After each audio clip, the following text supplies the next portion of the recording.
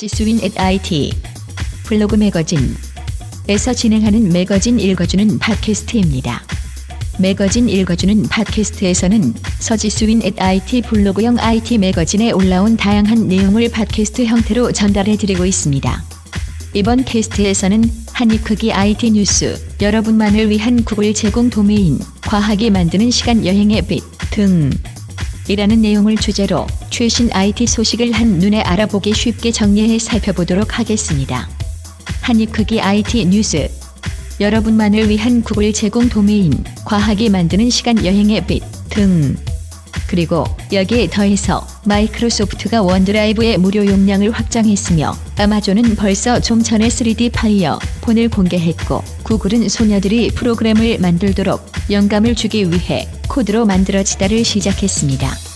그리고 세컨드 라이프가 기초부터 새롭게 만들어지고 있고 어린 소녀가 구글에게 자신의 아버지가 하루 쉴 수 있게 해달라고 청원한 소식을 전달합니다. 1. 구글 도메인 시장 진입.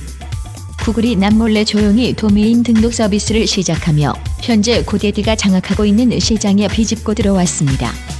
이 구글 도메인은 초대받은 사람만 사용할 수 있는 상태에서 베타 테스트 시험 중에 있습니다. 흥미가 생기고 관심이 가는 분은 매니지 마이 도메인즈를 클릭해 초대장을 신청할 수 있습니다. 일단 한번 등록하고 사용하기 시작하면 구글 도메인은 개인 등록에 한해서는 추가적인 비용 부담 없이 도메인을 구입하고 팔 수 있도록 해줄 겁니다.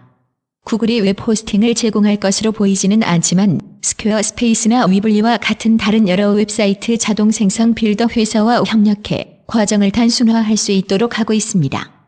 구글이 이 유리하고 수익성 좋은 사업에 발을 들여놓게 한 계기는 무려 55%의 사업체가 아직 자신들만의 도메인을 가지고 있지 않다는 점을 보여주는 연구 결과에 따른 것입니다. 그리고 구글이 일단 이 사업을 완전히 파악하고 기회를 붙잡고 나면 자신들의 다른 온라인 제품과 서비스도 함께 팔기 시작하겠지요.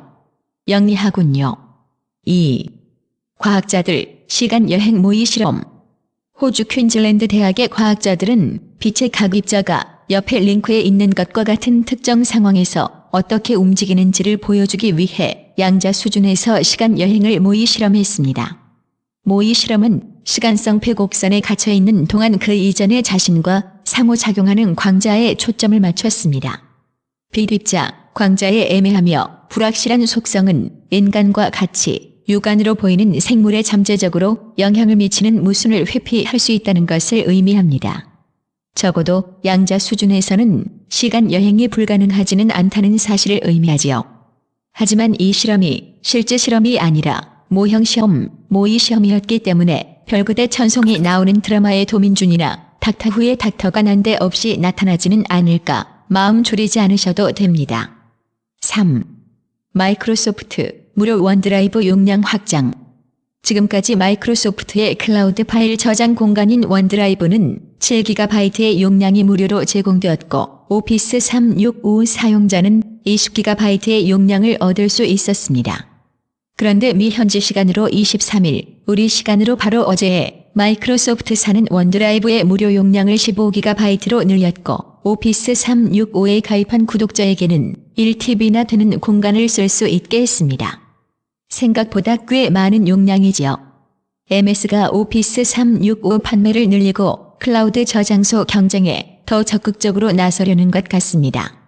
이번 변화는 다음 달 중에 전체 계정으로 적용될 예정이라고 합니다.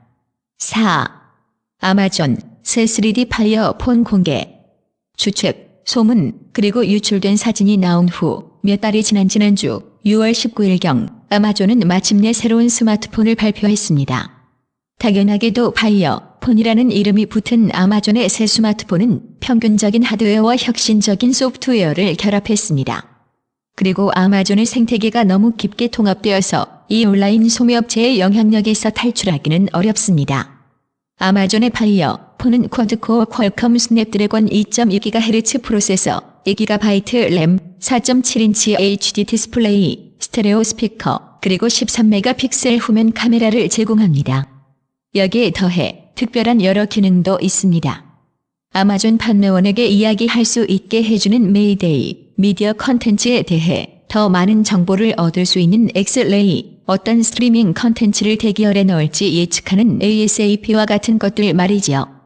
가장 굵직한 두 가지 기능으로는 전면에 있는 4개의 특수 카메라와 LED를 통해 사용자의 움직임을 추적하는 3D 환경 기능인 다이내믹 퍼스펙티브와 인쇄된 글자, 영화, 음악, 그리고 가정용 제품을 후면 카메라로 쉽게 식별할 수 있는 파이어 플라이가 있습니다. 다이내믹 퍼스펙티브의 경우 전면 카메라를 사용자 움직임에 따라 홈 화면과 그 안의 아이콘이 움직이게 하며 손을 대지 않고 폰 기울기와 눈으로 화면 스크롤을 움직여 전자책을 읽고 지도의 특정 지점에서 주변을 살필 수 있게 해줍니다. 여기에 더해 다른 추가 기능도 사용할 수 있군요. 이 모든 것에 대해 요구하는 가격은 32GB에 $199, 64GB에 $299이며 둘 모두 AT&T 통신사와의 2년 약정을 기준으로 합니다. 물론 오직 미국에서만 판매됩니다. 세계 나머지 지역이 아마존에게는 중요치 않았던 것 같습니다. 5. 구글은 소녀가 코드로 만들어졌다고 믿는 것 같습니다. 구글은 어린 소녀들이 프로그래머가 되도록 격려하기 위해 $50만, 우리 돈으로 약 5억 원을 투자했습니다. 코드로 만들어지다, 메이드 위드 코드라는 계획을 통해 구글은 기술 관련 직업을 선택하는 남성과 여성 사이의 수격차를 줄이는데 도움을 주길 희망하고 있습니다. 그 방법에 동의하거나 혹은 동의하지 않을 수도 있지만 최종 목표만은 훌륭한 일이라고 생각합니다. 6. 새로운 세컨드 라이프 개발 중. 린든 랩은 보다 더 광범위한 청중에게 호소하기 위해 밑바탕에서부터 다시 세컨드 라이프의 새로운 버전을 만들고 있습니다. 세컨드 라이프는 3D 온라인 게임과 유사하지만 퀘스트나 목적, 레벨이 없는 온라인 가상세계 커뮤니티입니다. 가상 공간 속에서 차를 타고 운전하거나 파티를 즐기는 등 일상생활을 해나갈 수 있지요. 베타 버전은 2015년으로 예상되며 정식 출시는 2016년으로 예정되어 있습니다.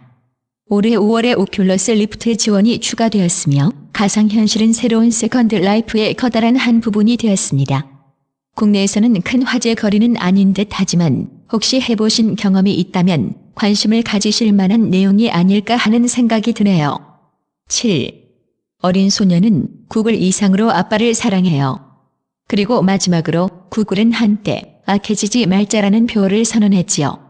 이번에는 어린 소녀 한 명이 자신의 아빠에게 일에서 좀 쉴 시간을 달라고 검색어인을 설득해서 회사가 이 약속을 지키게 만들었습니다. 그 소녀는 짧은 편지 속에서 구글에게 아빠 생일날 하루 쉴 수 있게 해달라고 부탁했고 구글은 KT야 아빠에게 7월 첫 주 전체를 휴가 기간으로 줄게라고 답했습니다. 그리고 이제 우리 모두가 구글을 납득시키는 방법을 알게 됐습니다. 파란색 크레파스하고 아이 같은 글씨 말이죠. 오늘 소식에 대한 여러분의 의견은? 구글이 제공하는 도메인을 사용해 볼 생각이 있으신가요? 시간 여행이 가능해질 거라고 생각하시는가요? 오피스 365와 연계한 MS의 원드라이브 전략은 어떻게 보시나요? 한국에도 아마존 파이어 폰이 출시될 수 있다면 좋을까요? 혹시 이라면 사용해 볼 생각이 있으신가요? 어린 소녀가 구글과 다툰 이야기가 제가 그랬던 것처럼 여러분의 마음을 녹이는가요? 오늘의 IT 소식에 대해 의견이 있으신 분은 아래 댓글이나 OS톡 커뮤니티 게시판에 남겨주세요. 혹시 놓친 소식이 있다면 그 소식을 알려주셔도 좋습니다.